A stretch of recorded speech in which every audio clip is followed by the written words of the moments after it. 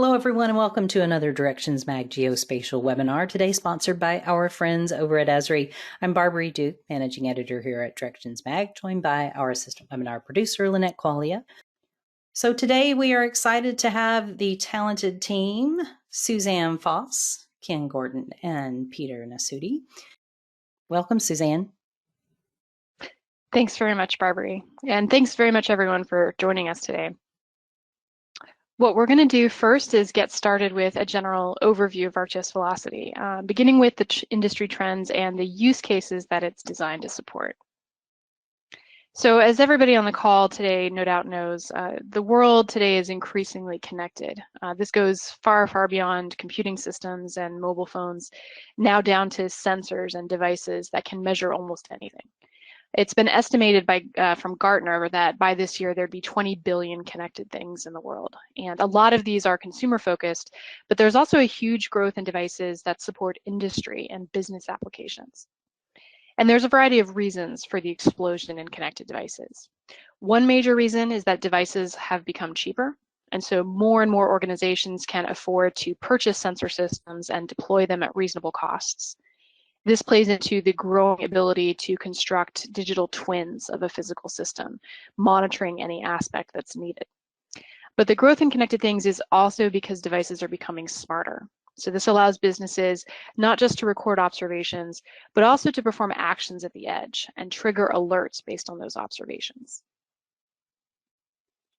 It's also estimated that about 80% of sensor data has a location component, and that means that there's really a wide and growing variety of geospatial use cases in the Internet of Things.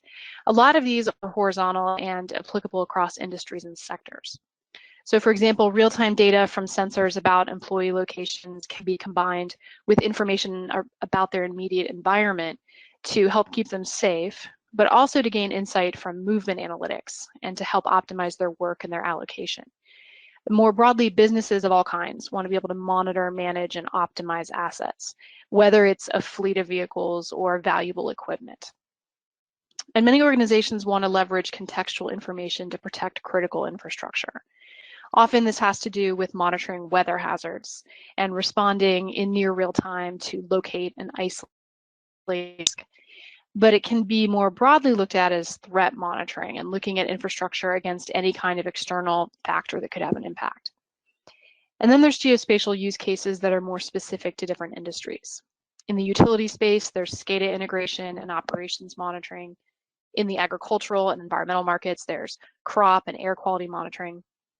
And in transportation, there's an increasing number of roadway sensor deployments to bring in data from connected vehicles.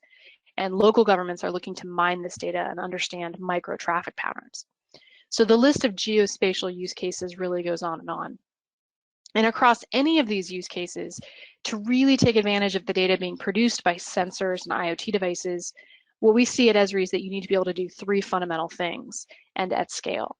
The first is to ingest data being broadcast by sensors, data that comes in different protocols, different formats, and in some industries at higher and higher velocities. Connected cars is one example of high velocity IoT data. You also need to be able to analyze that data to detect incidents, anomalies, and reveal patterns. And then you need to be able to take action, and in many cases alert the right people or the right systems to respond in particular ways. ArcGIS Velocity is designed specifically to meet these challenges and provide a framework for them. So overall, ArcGIS Velocity is a new capability that extends Esri's geospatial cloud, ArcGIS Online, with real-time and big data functionality. So if you're not familiar, ArcGIS Online is Esri's flagship cloud-based mapping system. ArcGIS Velocity extends this mapping system in several ways. It provides a wide variety of capabilities for ingesting and working with observation data. You can configure out-of-the-box connectors to bring in data from IoT platforms and third-party APIs. And it's also an end-to-end system for analysis, supporting analyzing data in real time, in near real time with scheduling, and then also over time. And you can then take immediate action as a result of your analysis, sending notifications or triggering a process in a system downstream. As a real-time and big data geospatial engine, Velocity also has a few key characteristics from the software and systems perspective. The first is that it's been designed from the ground up to be extremely easy to use.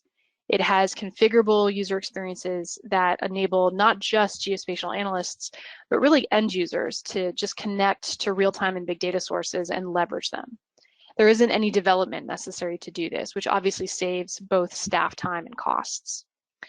It's a cloud-hosted SaaS, so that cuts out the cost of on-premise infrastructure, which can really add up for big data architectures. It's managed for customers by Esri. And this is particularly huge because organizations today can spend hundreds of thousands of dollars and more on projects to configure, to optimize, and to maintain in-house real-time and big data systems. Velocity is run by a dedicated operations team that handles all this and abstracts this complexity for you. And then fourth is scalability and resiliency. ArcGIS Velocity is built on Kubernetes, which is a system for automating deployment and management of container applications.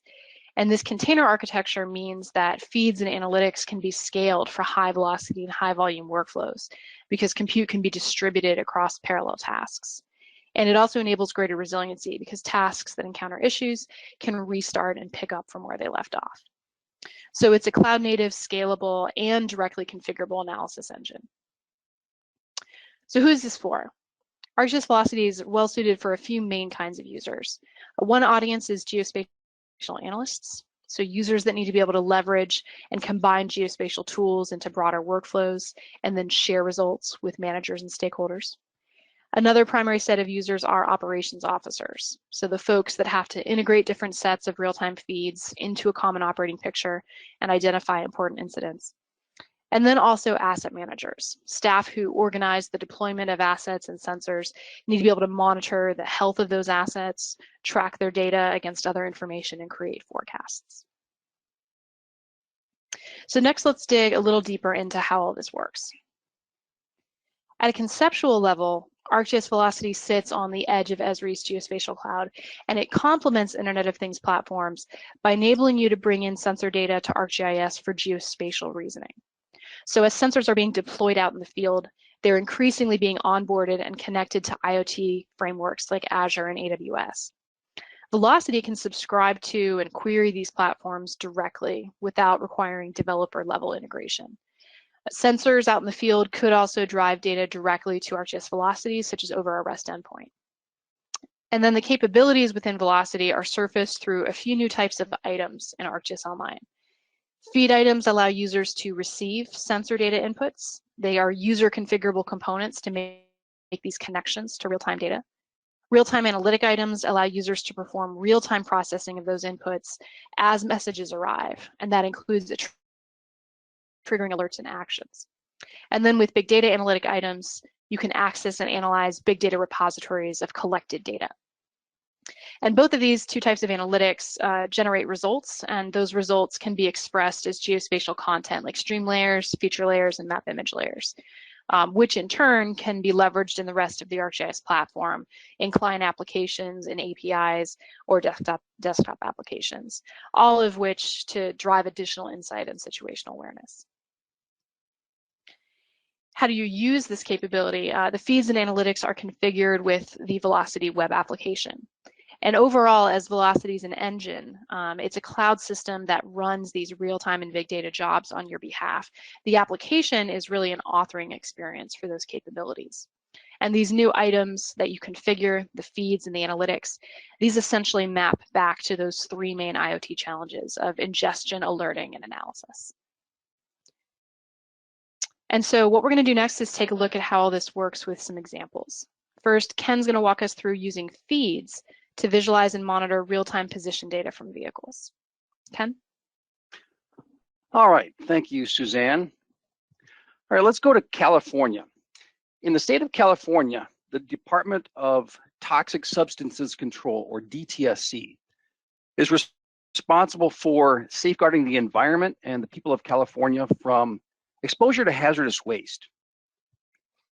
Now, this could be byproducts of petroleum refining or iron and steel production or lead processing, to name just a few examples. But within the state, and just like in many others, there are literally thousands of industrial and manufacturing organizations that produce hazardous waste. Now, of course, this waste has to be disposed of. So one of DTSC's responsibilities is to supervise and direct and manage the transport of hazardous materials from these producing organizations to disposal facilities. Now, currently, DTSC receives only high-level manifest information that describes things like where these shipments originate and when they arrive at disposal facilities.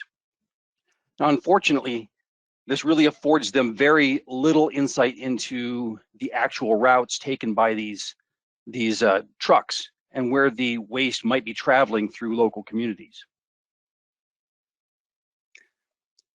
Well, Esri has collaborated with the DTSC to address these needs through the power of location in the Internet of Things.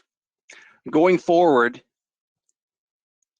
as hazmat generators equip their fleets with tracking devices, rich movement information, like you see here on the map, can be seamlessly and securely integrated with ArcGIS Velocity.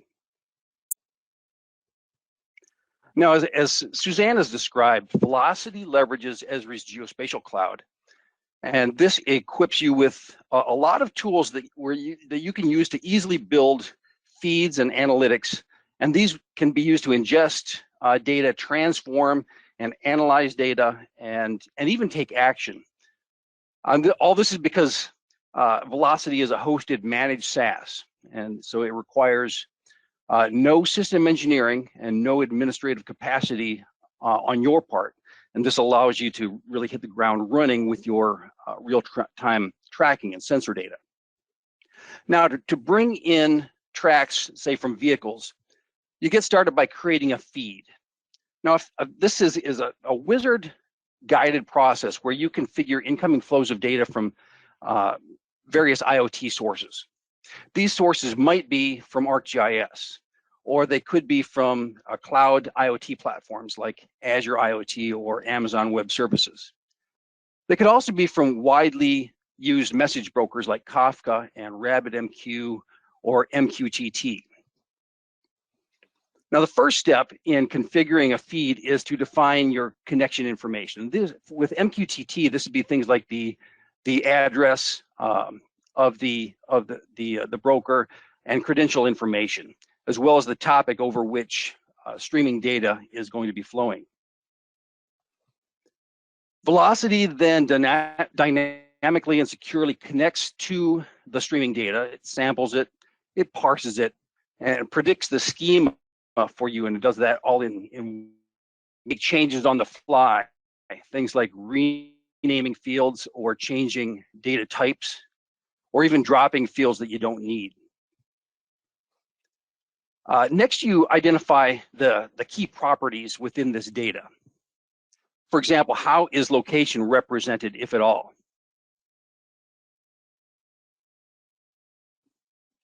Which field contains time values?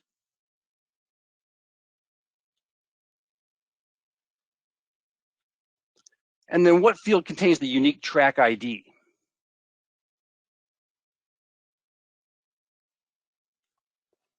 And that's really all there is to it.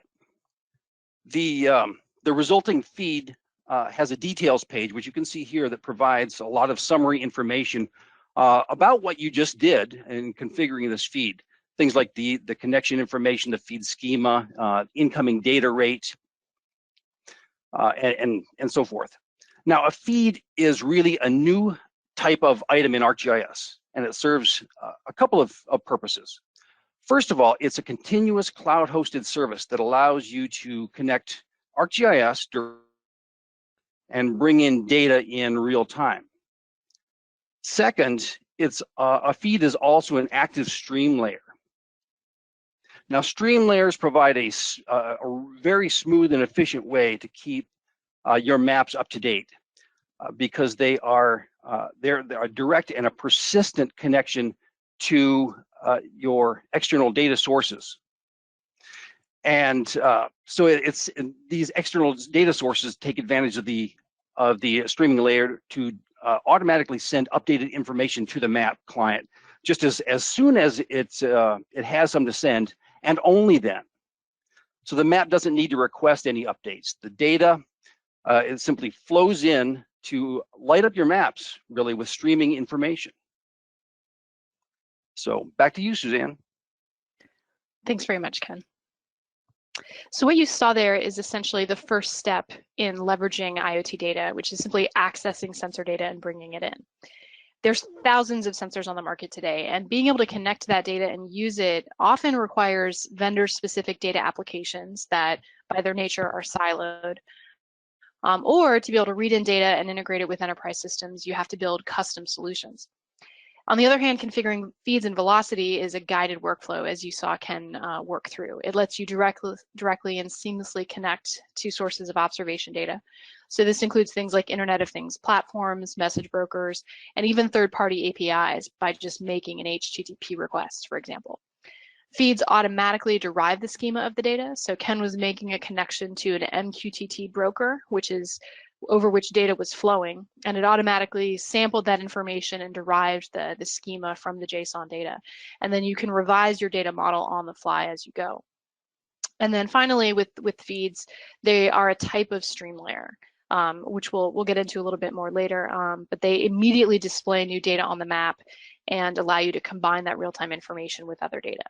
So in a nutshell, a feed is two things. It's system integration and situational awareness, but without writing any code at all. So bringing data in with these feeds is really just the first step, at least in ArcGIS Velocity. With real-time analytics, you can do more than just visualize the sensor data. You can immediately put it to use. So within the Velocity object model, a feed is the input to a real-time analytic task. And these can be used to transform, enrich data, and detect different kinds of user-defined incidents. These analytics, as you'll see shortly, are a flexible model building capability. So you can combine tools and take different kinds of output action. You can store incoming observations over time to a feature layer, which is a type of ArcGIS layer that allows you to visualize data that's been persisted to disk. You can send notifications or alerts of various kinds, like an email or a text message. And you can even send commands or triggers to external systems to trigger behavior. And so with that, let's go ahead and step back into the demonstration, and we'll look at how the California DTSC has been looking to monitor the movement of hazmat trucks from a risk assessment perspective. Great, thank you, Suzanne. Now, processing data in real time is very powerful because it enables awareness of incidents as soon as they happen. However, it does bring significant computing challenges. So to understand what I mean, let me switch over to, let's take a look at this on a micro scale by examining a single DTSC truck. Now, each change of position of the truck, represented by the pink dot on our map here, indicates a new real-time truck observation. And with each observation, our real-time analysis is doing what you are seeing here on the map, and that is it's searching within a certain radius for locations of interest. And then if it finds one of these locations of interest, it calculates the distance from the truck to it, appends that distance information to the truck, and then pushes out a result. Now, representing this single truck on a map is, and drawing some conclusions, is compelling, but visually analyzing thousands of trucks against thousands or tens of thousands of locations of interest is virtually untenable. And this is exactly the challenge that, or one of the challenges the DTSC faces in ensuring that locations like schools and hospitals, which they refer to as sensitive receptors, are not exposed to waste.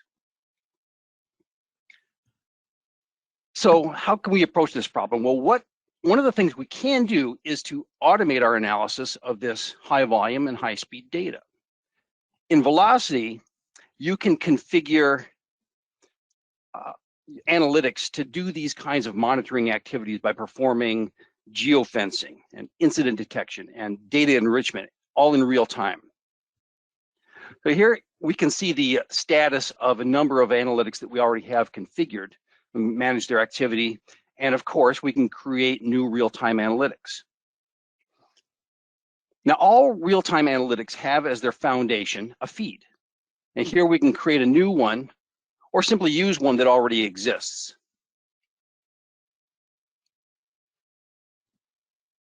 Real-time analytics run against data coming in from this feed, and it processes each message exactly as it arrives. And they're easy to put together. You simply link the input with different analysis tools. And then adding output information, output actions lets you complete an end-to-end process. And you can do this in minutes without writing any code at all. So let's look at an example of a real-time analytic that is already configured. In this case, the web map here will help us illustrate this in the context of DTSC's mission. Now, the map, as you can see, shows us the positioning of the trucks in real time, as well as the locations of hospitals and schools. The analytic, in turn, takes each of these incoming truck positions, and then it calculates the distance from the truck to these sensitive receptor locations. And then if a school or a hospital is found within a minimum safe distance, then the analytic pushes out an alert, and these alerts then, of course, can be visualized on the map. Now, I could also add outputs to the analytic that would send text messages or email alerts as well. Now, there are more than 10,000 schools and hospitals in California. Overall, this real-time analytic is producing these geofence alerts by performing up to hundreds of thousands of calculations every minute. Now, this is possible, of course, because Velocity is built on Kubernetes. And this enables it to scale to these dizzying velocities and simply enormous volumes of data. Now, being able to handle these huge quantities of information is especially crucial when we need to store the data.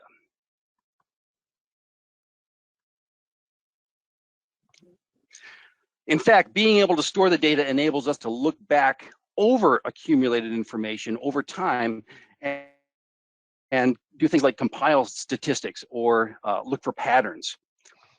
Now, I can add an output to this analytic that will store these truck observations over time and even go as far as to set data retention policies so that I'm really only retaining the more recent information.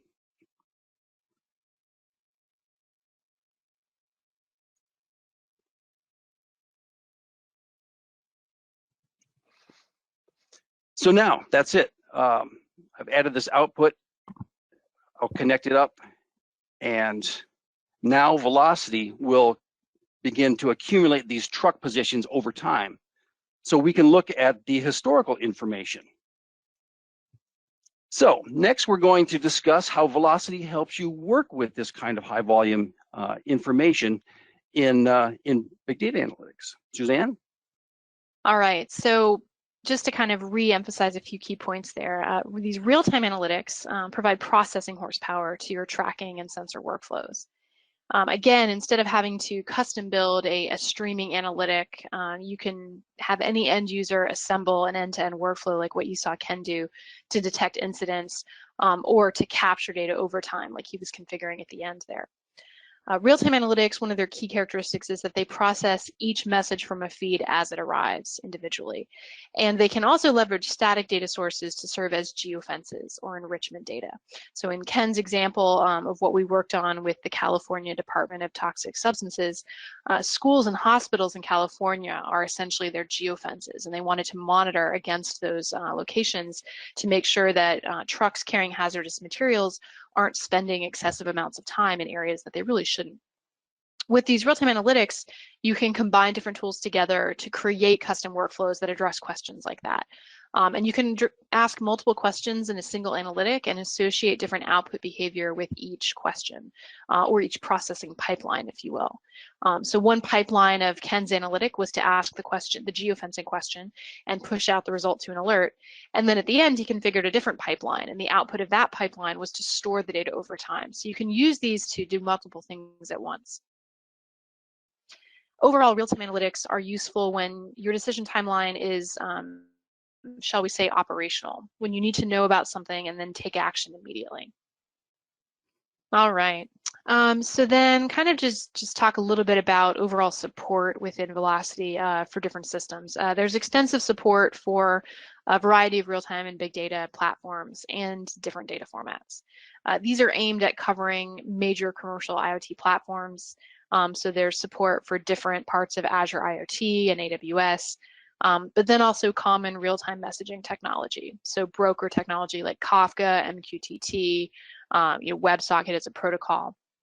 And a lot of these different connectors can be used as a bridge to bring in data from other proprietary systems as well. So for example, we are working with customers on early efforts to use things like MQTT as a bridge to bring in vehicle tracking data from vendors like Geotab.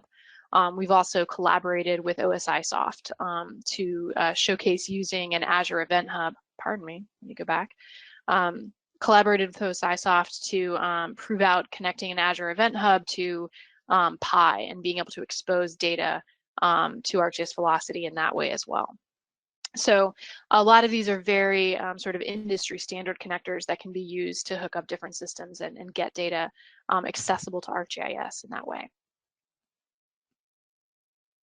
Now, beyond the real-time visualization and analysis side of the house, you can also, using ArcGIS Velocity, work with high-volume data that you store over time.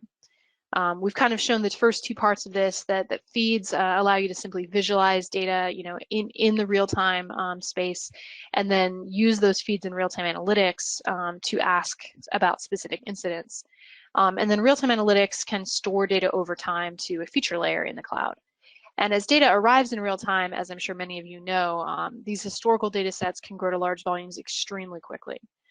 So even something that we might think of as low velocity, which would be 100 events a second perhaps, that grows, if you're capturing all of it, to 9 million features in a day. And so for that reason, because the nature of ArcGIS Velocity is to be able to collect this data, it includes big data analytics so that you can process this information for trends. And these big data analytics can be traditional, just run in an ad hoc exploratory way to summarize data, but they can also be scheduled and run in near real time to support different workflows. So you can configure an overall process and set it to run every 5 minutes, every 10 minutes, once an hour, and so forth. So next, to look at this in a little bit more depth, I'm going to hand it over to Peter, and we're going to continue on with this example and look at working with collected tracking position data. Peter? Great, thank you, Suzanne. So as Ken had demonstrated, using real-time analytics in ArcGIS Velocity, real-time data can be processed and collected over an ongoing period. In this case, we're looking at this builds up a voluminous data set showing tracks over time. What we're looking at here is a dynamic map of this data that summarizes it within aggregated bins on the fly. There's over 31 million collected track points from this hazmat vehicle simulation. This data is spatially indexed as it's captured, which means that the dynamic summary can adjust as you zoom and explore. At any time, you can explore the raw data that makes up this aggregated view. In this particular location I clicked, there are 113 individual track features, and I can tab through to inspect any of them. This aggregation automatically switches to raw features when you get to a given area that has fewer features than a defined threshold. These aggregated map layers give you a way to more efficiently explore high volume data. And using Velocity, in addition to collecting data and alerting in real time, you can also process these kinds of massive data sets to understand patterns. This collection of tracks is over 31 million features. What we can do with this data is look at the risk over time to these sensitive receptors, which again, for the DTSC, are schools and hospitals. In ArcGIS Velocity, we will utilize big data analytics to do this. Big data analytics run parallelized geospatial analysis in the cloud using a Spark-based framework. Just like real-time analytics, you can stitch together data sources, tools, and outputs to form an overall process. In this demonstration, we're calculating the relationship between the location of trucks carrying hazmat materials and the amount of time that they spent near schools and hospitals. Let's break this down a little bit. Looking within ArcGIS Velocity at the big data analytic, we see in this analytic, the first two nodes are feature layer sources which bring in the data. One of them is the collected track points, and the other is the schools and hospitals. We start feeding this data into tools to identify continuous incidents where a hazmat truck was near a sensitive receptor. One of the main tools in this process is detect incidents. This tool creates incidents from the observation track points whenever a user-defined condition is met. In this case, the condition is when a truck is within 100 meters of a school or hospital. As you can see, a hazmat truck was driving south in this area. It satisfies our condition, and so the Detect Incidents tool identified this situation and created an incident. The first observation track point within the distance was identified with an incident status of started. Subsequent observations were ongoing. Once the truck was no longer within the given distance, the incident completes, and the next observation outside this condition has the status ended. Part of incident detection is calculating the overall duration of the incident. We will use this information to understand the total time that any vehicle has spent near these locations. The second half of this process summarizes the total incident duration for each school and hospital. So for example, in this other area, there were several instances where different hazmat trucks were near a school. All three of them went from south to north, and their incidents ended as they turned right on this street and their distance from the school increased. This model summarizes the duration of all three of these incidents for the school. This happens by performing a join between the detected incidents and the sensitive receptors. The tool join features allows you to join any two sets of data on spatial, attribute, or temporal relationships, and then summarize the joined data against the target data at the same time. This analytic publishes the result to a new feature layer output.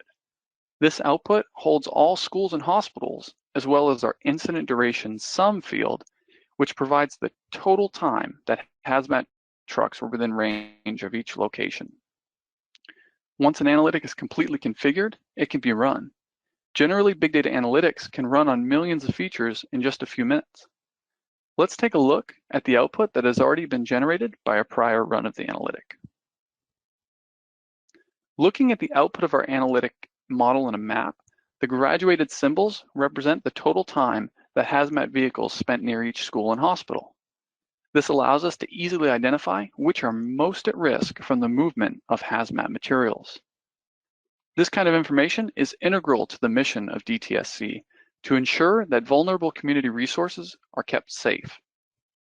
Findings from this analysis could be used to plan and promote alternate and safer routes for transport companies or to coordinate with transporters if their drivers tend to make stops in sensitive areas. That concludes our demo of Big Data Analytics. Back to you, Suzanne. Great, thank you, Peter. All right, so picking back up from there, big data analytics, as we sort of said, are the thing that you use to work with data that you've stored over time, especially as it grows and becomes more and more unwieldy to work with. And hosting big data analytics in the cloud in this way certainly can reduce the need to have to configure and maintain on-premise data centers and keep them optimized.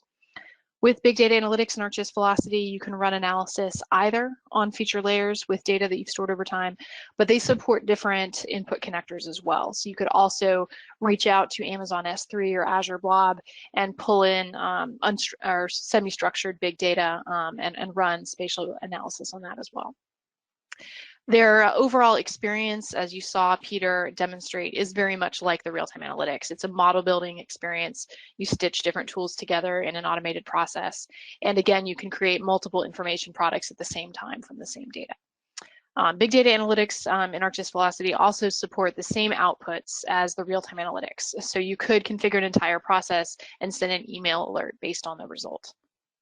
Big data analytics are useful when your decision timelines are tactical, when you need to make a decision regularly based on some sort of standard SOP. You could schedule a big data analytic to run a particular process again and again and push out the results.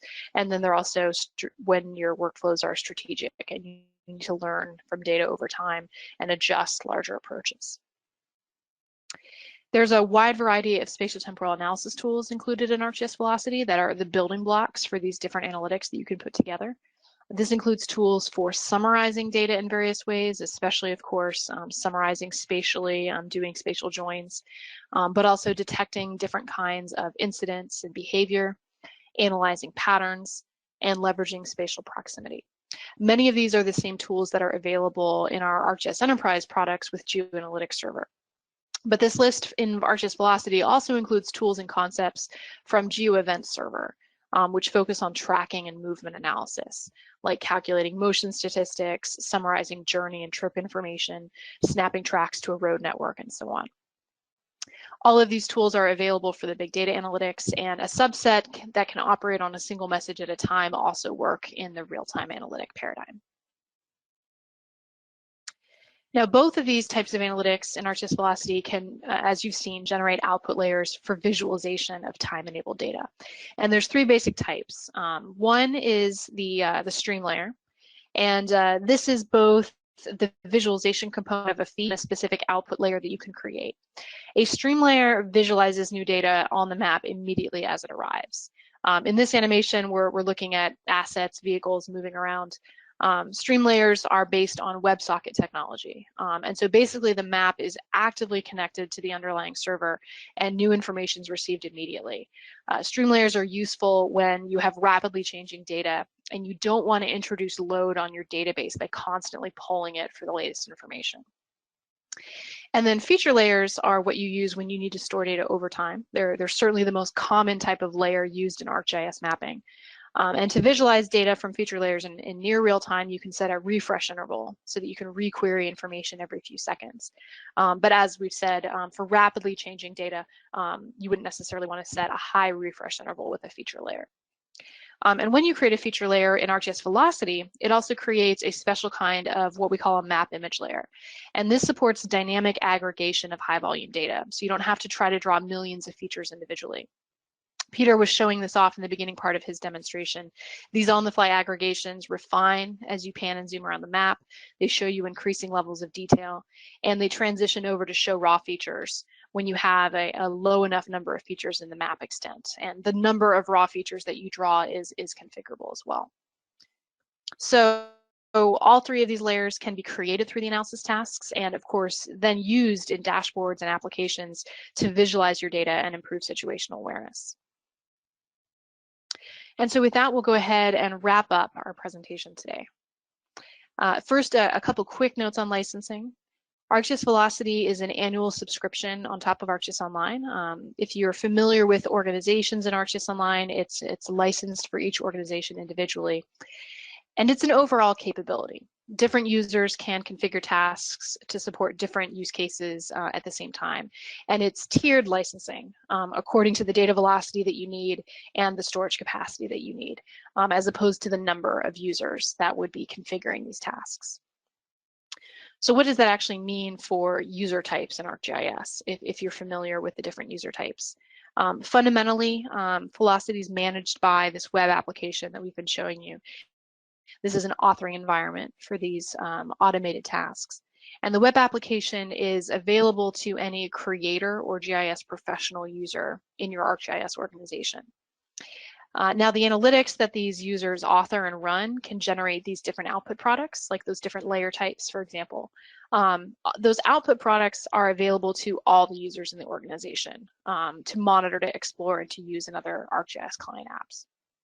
So fundamentally, ArcGIS Velocity is a real-time and big data capability for the whole organization. It may be likely to be managed by a few people, but it would make IoT insights and decision-making available to everyone.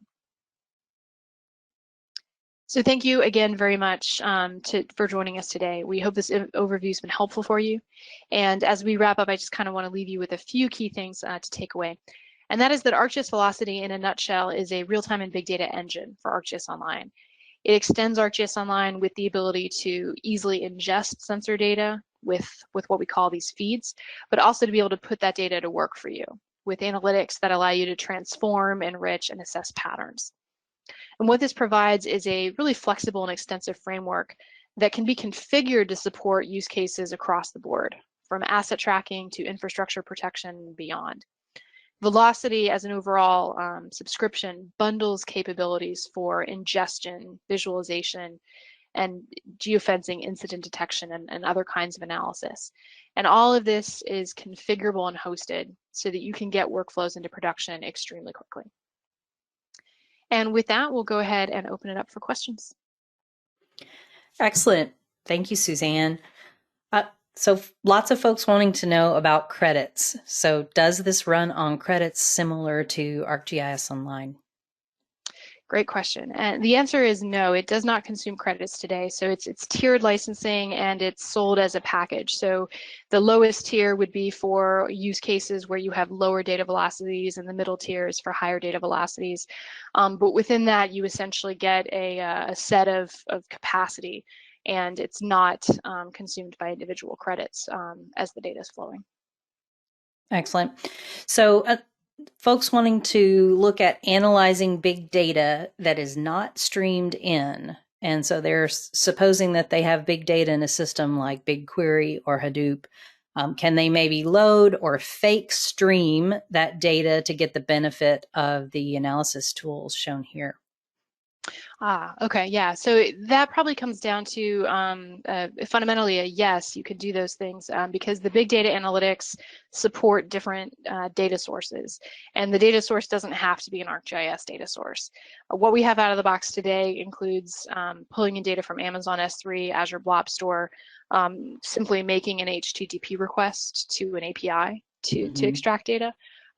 We don't have direct out-of-the-box support for the two examples you mentioned, which is Hadoop and Google BigQuery. We are probably going to look at building some out-of-the-box connectors for the relevant Google systems in 2021. Good news. So can Velocity consume GCP data flow? So that is the Google data flow capability. And to my understanding, that's a streaming analytic capability. So the way that we would support that in Velocity, the Velocity real-time analytics, if you will, are probably an equivalent capability to that. So we would probably support integration from the perspective of reading from an output that, you know, a Google data flow would push data to, if that makes sense. Or reading data from a Google event hub or similar. Great. And that's definitely falling into some of the additional connectors that we'll be adding to the product in the coming months. Absolutely, that makes good sense.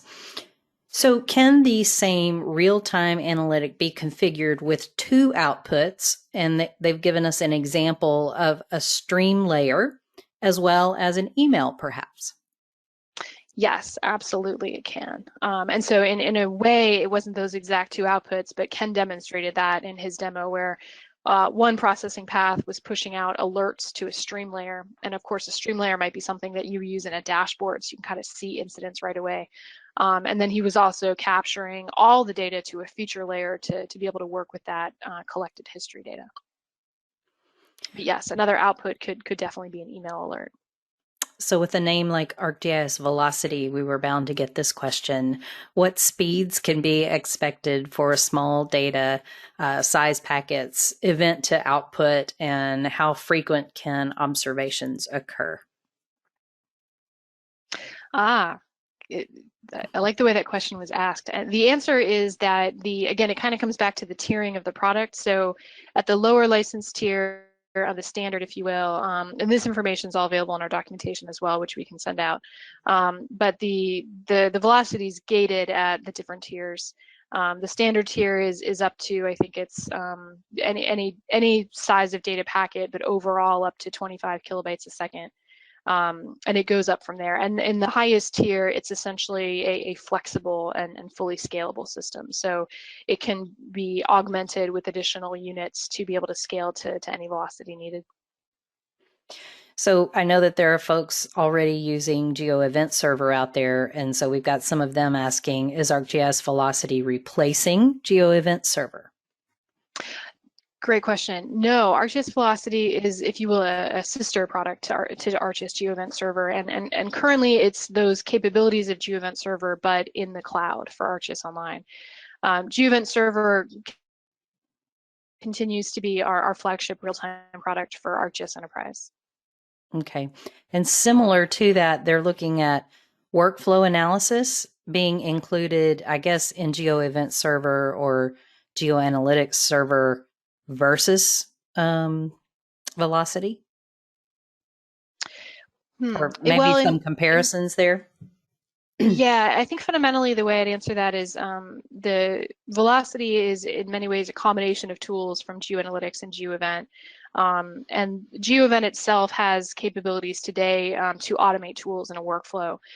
In GeoEvent, those are called GeoEvent services. So GeoEvent does have the capability to build real-time analytics and combine tools and do many of these same things. The terminology is just different.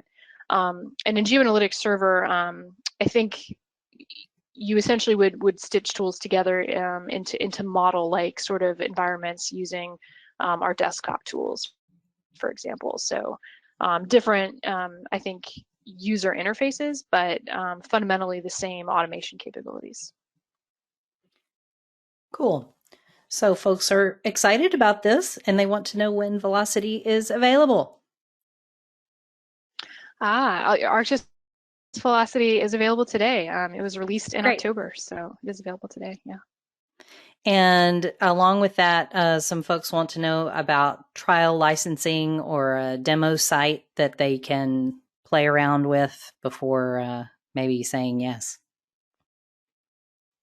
Gotcha. Yeah. So for that, I would say we are looking at and supporting evaluations with customers, and so it would be just a matter of getting in touch with us afterwards, or your designated account representative, and we can work with you guys on setting up an evaluation. Special thanks to Suzanne, Ken, and Peter for sharing their expertise and the great demos. And appreciate Priyanka as well. She's hanging out with us in the background and is helping us with logistics. We hope that you'll have a great day. Tell a friend about Esri, ArcGIS Velocity, and Directions Magazine.